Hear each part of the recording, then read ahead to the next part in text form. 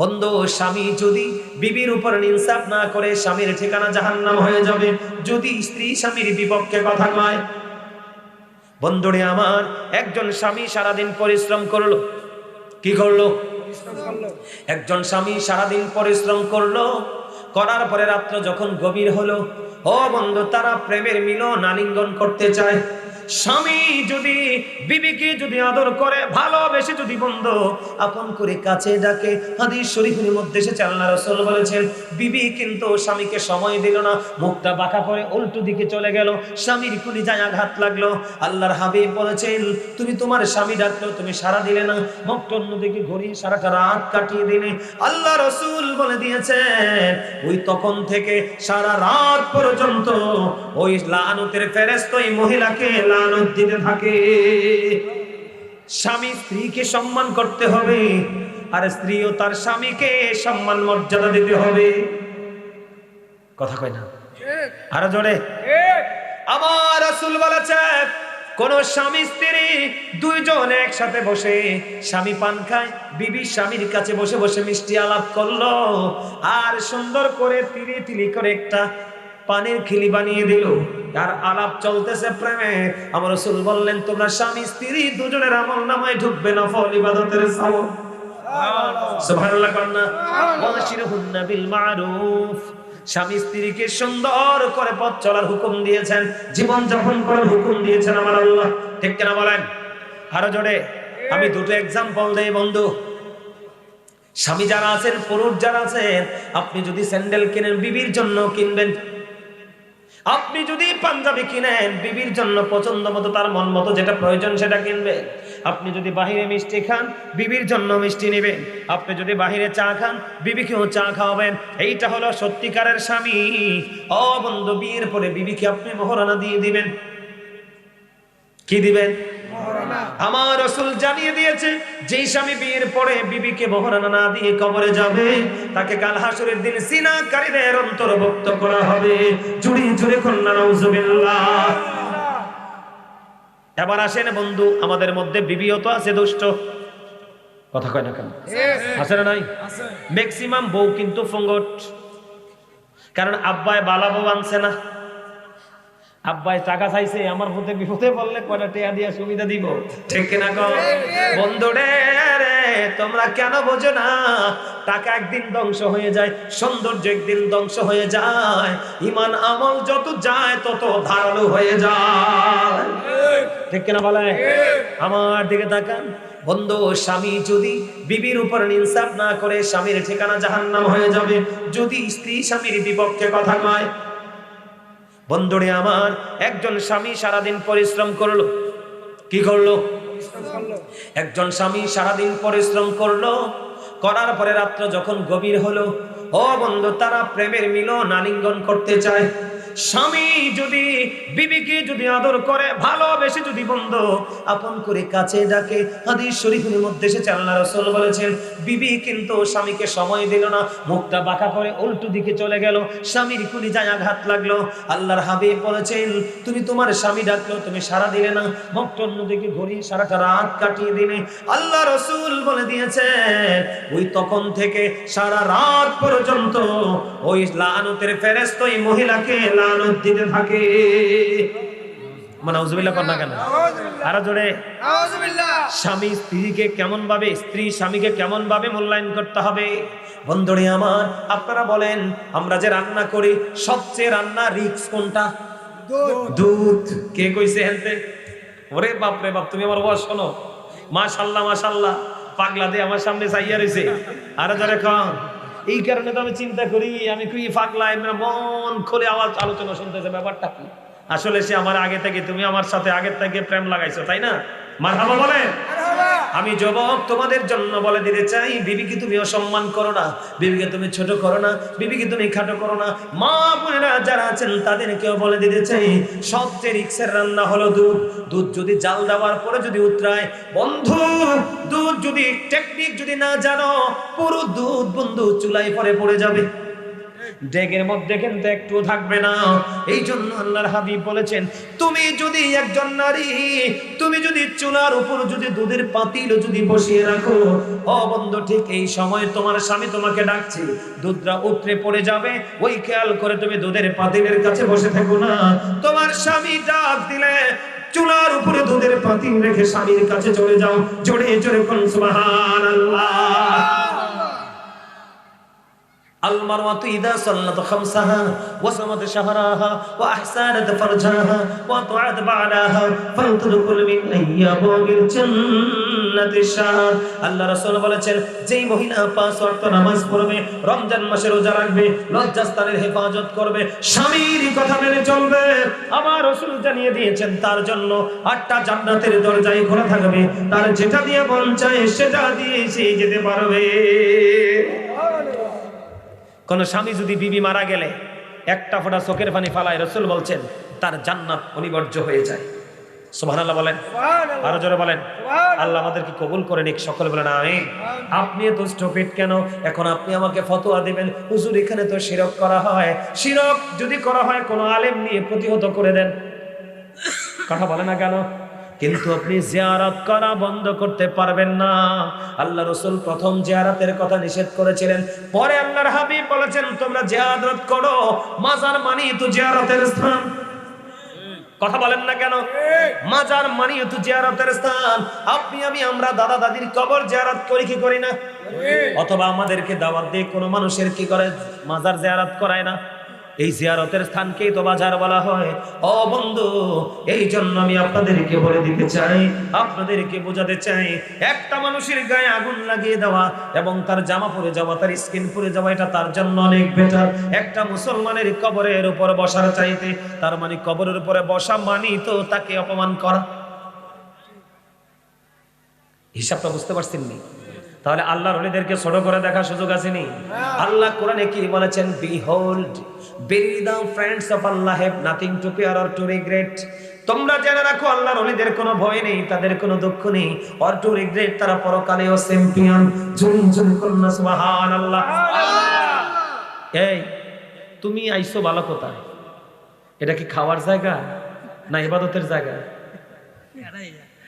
ফোংডারে এতে অনেক ফোংডাতে হাসিও তো দিছে, ফোংডা হাসি ফোংডই, তুমি এটা মুসরা দিয়ে এটা পকেটে পুরাই ফেলো, একটু পরে মাহফিল শেষ, এরপর যাইতে যাইতে খাইতে খাইতে যাইও, রাস্তা আগাইবো। কথা কয় না কেন? আনা জোরে। শুধু আজকের জন্য না, জীবনের যে কোনো দিন ধর্মীয় কোনো চর্চার জায়গা যখন যাবেন, আপনি মনে করবেন আমি আমার ভুলগুলোকে ধরার জন্য এখানে এসেছি। আমি যদি শুধু খেতেই থাকি, আমার মাইন্ড কিন্তু খাওয়ার দিকে থাকবে, আমার জানার দিকে আমার মাইন্ড। যেখানে যাবেন আলেমদের দরবারে, মনে করবেন এটা ক্লাসে আসছি আমি।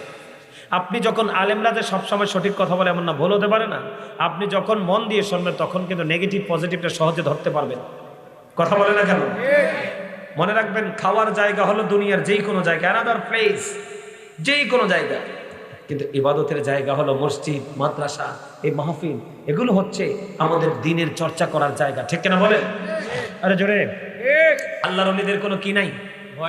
ভয় নাই, তাদের কোনো চিন্তা নাই, তাদের কোনো টেনশন নেই। তারা পরকালেও চ্যাম্পিয়ন। শুধু তারা পরকালে চ্যাম্পিয়ন নয়, আল্লাহ রাব্বুল আলামিন জানিয়ে দিয়েছেন, ইনদা রাব্বিহিম ইউরযাকুন, দে রিসিভ ফুড ফ্রম আল্লাহ। তারা আল্লাহর কাছ থেকে জান্নাতি খাবার পায়, আল্লাহ জান্নাতি খাবার পাঠায়, এই খাবার তারা বন্ধ রিসিভ করে। সুবহানাল্লাহ বলেন না কেন? আর জোরে। দেখেন আমরা কবরের পাশ দিয়ে যাওয়ার সময় সালাম দেই, বুঝতে পারেননি? কত কেমনে দেন সালামটা? আসসালামু আলাইকুম বলেন তো, কুম বলেন না? কথা বলেন না কেন? বহু বচন, ঠিক না বলায়? আমরা এখানে অসংখ্য অগণিত কবরবাসী আছে, লাশ আছে, এই জন্য কম আমরা তাদেরকে সালাম দিই, ঠিক কিনা বলে? এতে বোঝা যায় তারাও তো জিন্দা। তাদের শুধু শারীরিক ভাবে তারা পৃথিবীতে আসতে পারে না, তাদের রূহের লানত পড়তে থাকে। ও বন্ধু, আল্লাহর ওলি হওয়া লাগবে না, সাধারণ একজন ইমানদারকে আপনার কষ্ট দেওয়ার কোনো অধিকার নাই, ভালোবাসার অধিকার আছে। কথা বলেন না কেন? এই জন্য ডক্টর আল্লামা ইকবাল কি বলেছে জানেন?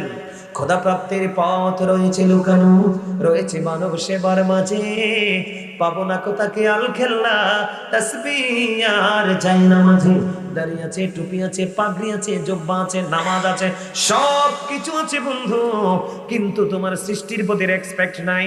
তুমি কখনোই আল্লাহকে পাবা না। যেই নামাজ তোমাকে মানুষ বানাতে পারলো না, যে নামাজ তোমাকে চরিত্রবান বানাতে পারলো না, যেই নামাজ তোমার হৃদয়টাকে নরম করতে পারলো না, যেই নামাজ আল্লাহ এবং রসুলকে চিনার মধ্যে যে পার্থক্য, দুনিয়া এবং আখিরাতের মধ্যে যে পার্থক্য, সৃষ্টি এবং স্রষ্টার মধ্যে যে পার্থক্য, যেই নামাজ তোমাকে পার্থক্য বোঝার তৌফিক দেয় না, তাহলে তোমাকে বুঝতে হবে তুমি নামাজি না। বুঝেন না আমার কথা? আরো জোরে। নামাজ ক্যারেক্টারলেস পারসন কি গুড ক্যারেক্টার সম্পন্ন পারসন হিসাবে প্রিপেয়ার করে। তার মানে চরিত্রহীন মানুষকে চরিত্রবান হিসাবে গড়ে তোলে নামাজ। যে নামাজ পড়ার পরেও সে সত্যি সুন্দর হতে পারলো না, সে কখনোই নামাজি হতে পারে না। ঠিক কিনা বলেন? কখনো নামাজি হতে পারে? কি আমার কথাগুলো খারাপ লাগে নাকি শুনতে বা বুঝতে অসুবিধা হয়? কথা বলেন। এগুলো দরকার আছে না? আরো জোরে বলেন না, আছে না নাই? আর আল্লাহর পাওয়ার আছে না নাই? আপনি যখন আল্লাহর ওলিকে সত্যিকার অর্থে ভালোবেসে সম্মান করে আপনি যখন আল্লাহর ওলিদের কাছে যাবেন, দুনিয়ার প্রাপ্তিও মিলবে, আখিরাতেরটাও মিলবে। কারণ আল্লাহ বলেছেন, ইয়া আইয়ুহাল্লাযীনা আমানুত্তাকুল্লাহা ওয়াবতাগু ইলাইহিল ওয়াসিলা।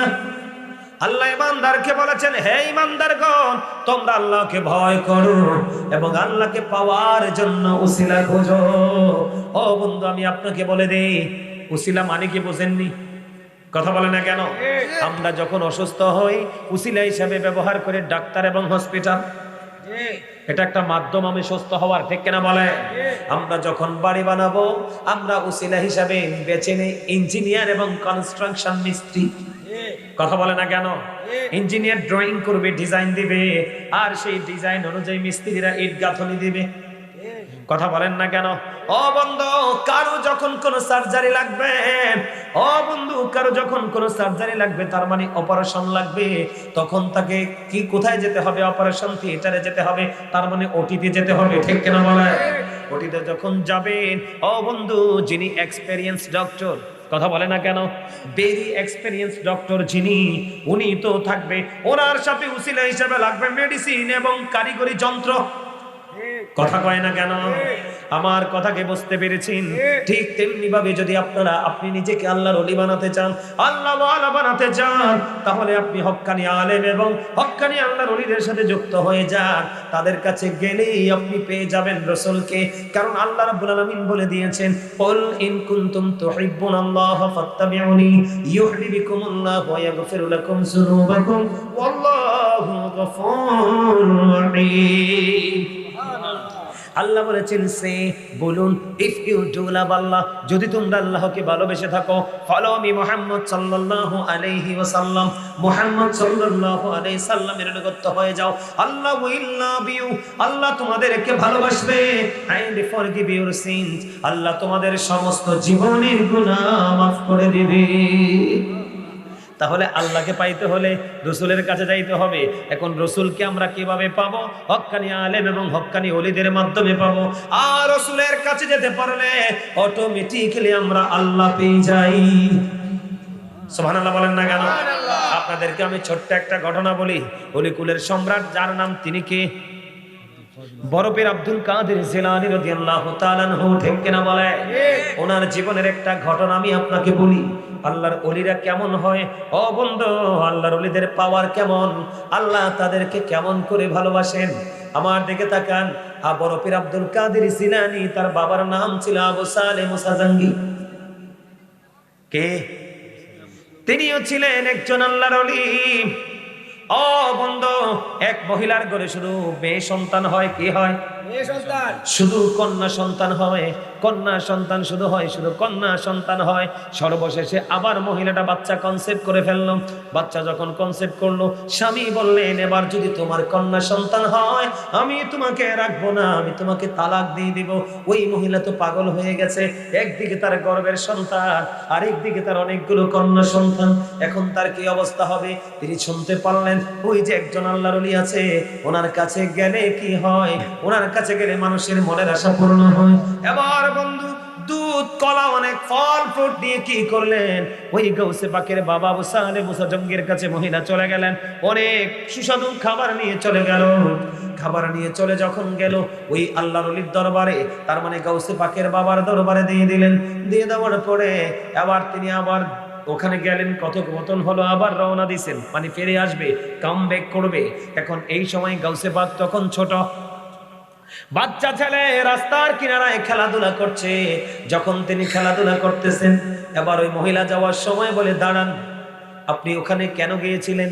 কই, আমি আল্লাহর ওলির কাছে এসেছি, আমার তো এই ঘটনা, আমার খালি কন্যা সন্তান হয়, স্বামী বলে দিয়েছে এইবার যদি আমার কন্যা সন্তান হয় আমাকে কি করে দিবে, তালাক দিয়ে দিবে, আমাকে ত্যাগ করবে, এই জন্য আমি দুঃখে পড়ে এসেছি। এবার গাউসে পাক বরফির আব্দুল কাদের জিলানী রাদিয়াল্লাহু তাআলা আনহু তিনি বললেন, ওই তুমি যে আল্লাহর ওলির কাছে এসেছো, ওই আল্লাহর ওলি কি বলেছে? কই, আমাকে তিনি কিচ্ছু বলেন নাই। কই, তোমাকে যেহেতু কিচ্ছু বলে নাই, তুমি একটা কাজ করো, তুমি যা এনেছিলে উপটোকন হাদিয়া, এই সবগুলো তুমি যাইয়া ফেরত নিয়ে আসো। সুবহানাল্লাহ কন্যা, আরো জোরে কন্যা। কে বলেছে? কই, যাও যাও যাও, ওনাকে যাইয়া বলো তোমার পেটেরটা কি ছেলে হবে না মেয়ে হবে, এবং বাইরে যেগুলো আছে এগুলোর খবর কি।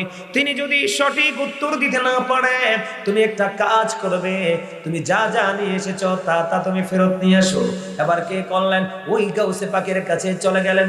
গাউসে পাকের কথা অনুযায়ী আবু সালেহ মুসা জঙ্গির কাছে চলে গেলেন। হুজুর, আমি তো অনেক কিছু আপনার কাছে নিয়ে আসলাম, আপনি বলে দেন আমার মেয়ে হবে না ছেলে হবে। কয়, এটা তো আমি বলতে পারবো না, আল্লাহ জানে। তয় আল্লাহ যদি জানে, আমার জিনিস রাখার অধিকার আপনার নাই, আমারটি আমারে ফেরত দেন। সুবহানাল্লাহ কেন? আর জোরে। আপনারা আসলে ম্যাক্সিমাম লোক অসুস্থ, আপনাদেরকে ওয়াজ দেনি মানে মাড়ি কাটো, আপনার মানে মাড়ি কাটলে মনে আমার তার মজা লাগতো, কথা কন না কেন? তবে আমার সামনের দুই দাদু ভাই খুব পছন্দ হয়েছে, একদম beautiful smiling, my dear grandfather. আলহামদুলিল্লাহ বলেন। এই ধরনের খুব মজা করে আলোচনা শুনতেছে। আমার বন্ধু দুনিয়ার যা সব মুরব্বী, আমার বন্ধু নারী বলেন পুরুষ বলেন সব মুরব্বী। কারণ আমার কথা ফলাফলের কাছে মজা লাগে না, করে বাপরে বাপ এবার করতে এসে আমরা খালি শুধু আমরা ধরে, এই হুজুর আমরা লাগবে না, ওই চাও না দাঁত দেখাইয়া কেমনে হাসে, দুইটা মিললে হাসতেছে। ঠিক আছে ঠিক আছে, হাসি সুস্থতার এক বড় নেয়ামত। আমার ওয়াজের সম্বন্ধে কানে কানে কথা কন যায় না, কথা কইলে আমার লগে কে? আরে ওয়াজ তো মজা পায় না, স্বাস্থ্য ভাই একটা জাগিতেছে কইটা। আলহামদুলিল্লাহ কন। আলহামদুলিল্লাহ। আপনারা তো মানুষটাই মজার, আপনাদের কাছে তো মজা লাগবে, সারা রাত পারিয়ে গেলে যাবেন না, আমি জানি এটা। কারণ আপনারা জন্মটা ছোটটাই এভাবে কাটাইছে, এটা আত্মার সাথে মিশে গেছে। এখনকার ছেলেরা যদি এটাকে আত্মার সাথে মিশাতে না পারে, তাদের দুনিয়া এবং আখিরাত দুজাহানই ধ্বংস। কথা বলে না কেন? আপনারা বলেন তো, এখনকার ছেলেরা অনার্স মাস্টার্স করে, ঘরে ঘরে গেলে অনার্স মাস্টার্স পাবেন, কিন্তু তারা সেই তুলনায় কি বিবেক আছে? আমার কথা কয় না? তাদের কি সেই গ্রাজুয়েশন করা অনার্স মাস্টার্স করা ছেলেদের যেই সেন্স থাকার কথা এটা আছে? নাই। এটা নাই কেন?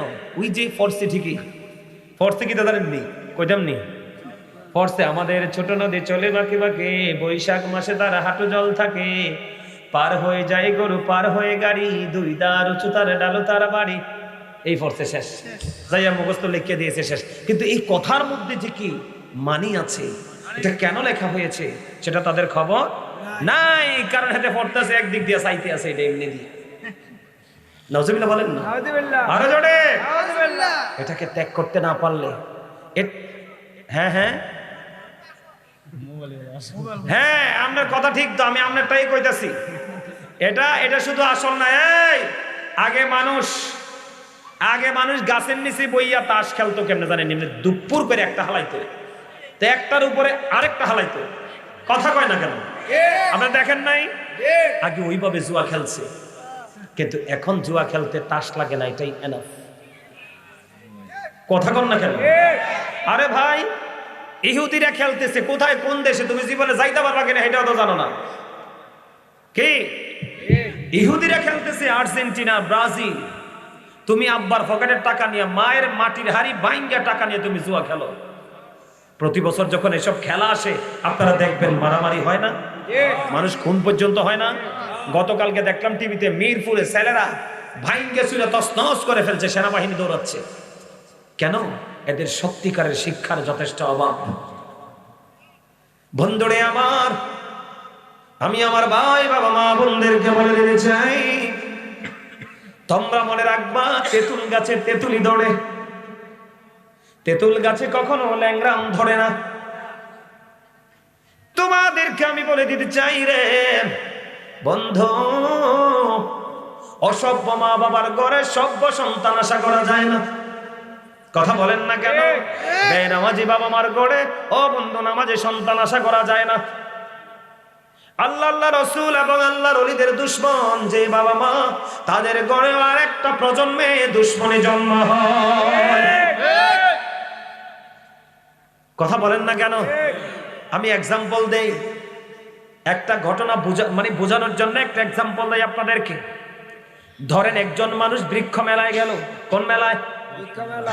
বৃক্ষ মেলায় চলে গেল। তোনার নিয়ত হলো ল্যাংরাম কিংবা আমটা বড় সুস্বাদু, অত্যন্ত রসালো, ঠিক কিনা বলেন? সে গেলেন ল্যাংরামের চারা কিনতে, কিন্তু বৃক্ষ মেলায় গিয়ে দেখলেন ল্যাংরামের চারাটা মায়া লাগে না, সুন্দর লাগে না, জরাজীর্ণ, মাথায় 2-3টা পাতা, গাছটা একটু খসখসে। হে পছন্দ করে নাই, কিন্তু পাশে চাইয়ে দেখলেন অত্যন্ত ফুটফুটে সবুজ শ্যামল একটা তেঁতুলের চারা। কিসের চারা? এতে কয় ওইটারে তো দেখতে সুন্দর লাগে না, এটা না সুন্দর, এটা লয়ে যায়। এবার কি করলেন? তেঁতুলের চারা এনে বন্ধু উর্বর মাটিতে লাগাই দিল, বড় হয়ে গেল, তেঁতুল ধরলো, কামড় দিয়ে চাইয়া দেখে বন্ধু তার দেহ আর দেহ নাই, ফুল শেষ। কয় আল্লাহ রে, আমি কি করলাম? কারণ তুমি জীবনের শুরুতেই ভুল করেছো। এখন সারা জীবন শুধু মাসুলি দিতে হবে, হয় গাছটাকে কেটে ফেলতে হবে, অন্যথায় এই গাছের ফল কন্টিনিউ খাওয়া সম্ভব। ঠিক তেমনি ভাবে আমি আপনাদেরকে বলে দিতে চাই, যেই বাবা মা অসভ্য তাদের সন্তান সভ্য হবে কেমনে? কারণ বাবা মা সন্তানকে সভ্য হওয়ার জন্য শিক্ষা দিতে হয়। ও বন্ধু, এই যুগের বাচ্চাদের মতো বড় পীর আব্দুল কাদের জিলানী, তিনিও তো ছোট্টই ছিলেন। কেমন করে দেখেন তাদের মধ্যে কেমন প্রেম ছিল, কেমন আল্লাহর ওলি ছিল। ও বন্ধু, তোমরাও তো শিশু কিশোর বয়স পার করেছো, যৌবনকালে পা দিয়েছো, কয়দিন পরে তোমরা বার্ধক্যে পা দিবে। তোমরা একটু নিজেদের বিবেকের কাঠগড়ায় দাঁড়াও, কবরের জন্য তোমরা কি জোগাড় করতে পেরেছ? তোমরা মনে রাখো বন্ধু, তোমরা যখন ইন্তেকাল করবে, আজকে তুমি বিরোধিতা করছো, কবর জিয়ারত করা যাবে না, মাজারে যাওয়া যাবে না, মৃত্যু ব্যক্তিকে স্মরণে দাওয়াত খাওয়ানো যাবে না। কাল কিয়ামতের দিন নয়, তুমি মৃত্যুবরণ করার পরে বসবা কবরে, গেলে কত ধানে কত চাল। তুমি বসবা সেদিন, চিৎকার করবা, হাহাকার করবা। সেদিন তোমার সম্পদ তোমার জন্য কোরবানি করা হবে না, কারণ তুমি তোমার বাচ্চাকে ট্রেনিং এটাই দিয়ে গেছো। কথা বলেন না কেন? যে তুমি যদি তোমার দাদার মৃত্যুবার্ষিকীতে দোয়া করাতে, মানুষকে খাওয়াতে।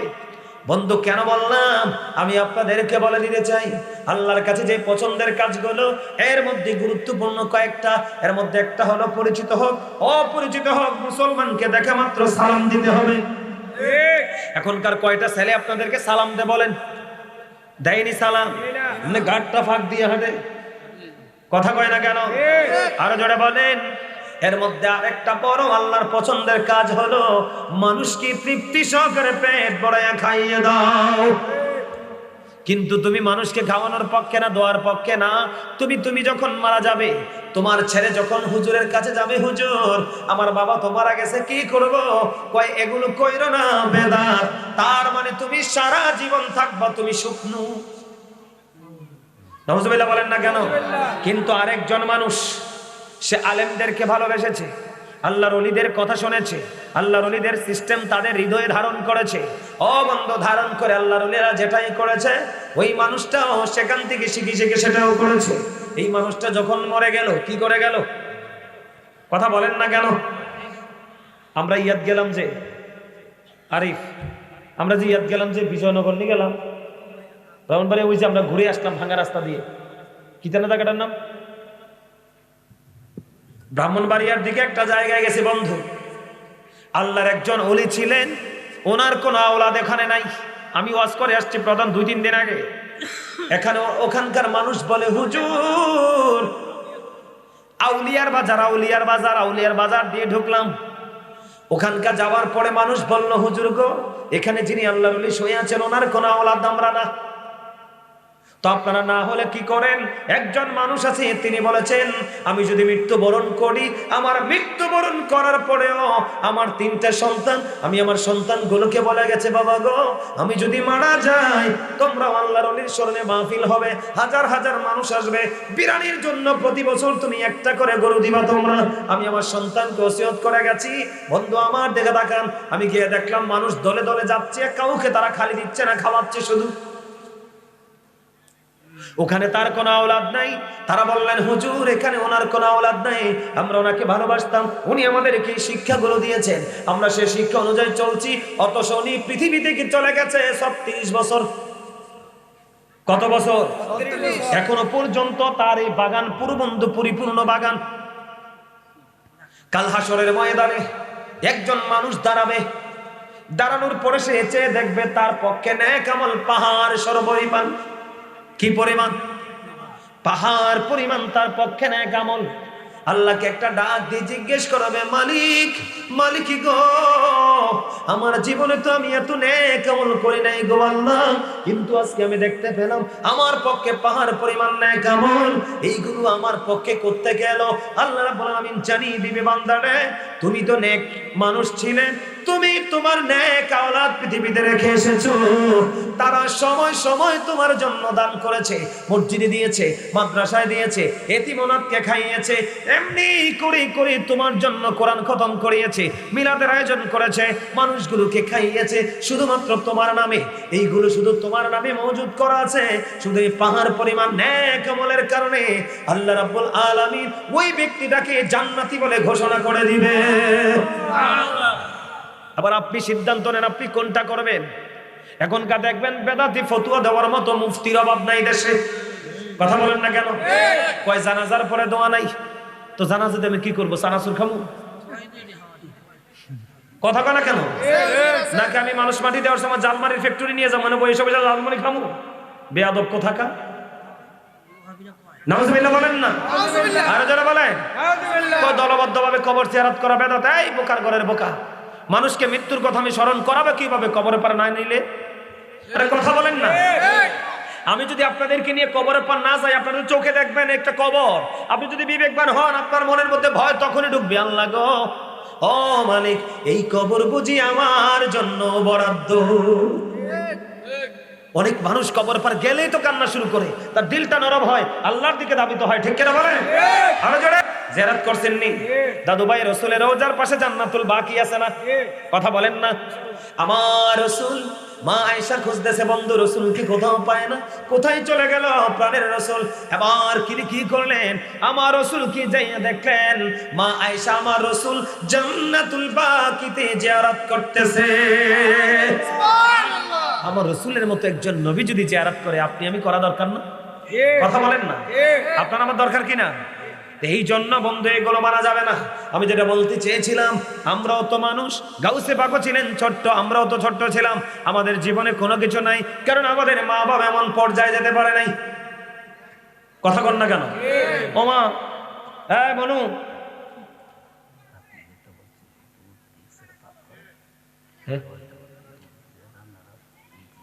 ও আচ্ছা ঠিক আছে, একটু ওয়াজ করবো, ঠিক আছে, ওকে ওকে ওকে। তোমরা কথা বললো না, এটার কথা নিয়ে কইছিলা? আচ্ছা ঠিক আছে, আরে পাগলাই না দিবি। আচ্ছা ঠিক আছে, এটা তো আমার কেউ বলে নাই, তারা কিন্তু বিষয় দেয় নাই। আমি আমার থেকে আপনারা কি বলছেন? কেউ বলছেন না? আরে বেটা, আমি বলি আমরা আল্লাহ রাসূলের গোলামি করি, আমাদের হৃদয় থেকে যদি কথা বের না হয়, তাহলে এই গোলামির কোনো দাম আসেনি। আরো জোরে বলেন, দাম আসেনি? আরো জোরে বলেন না, দাম আসেনি?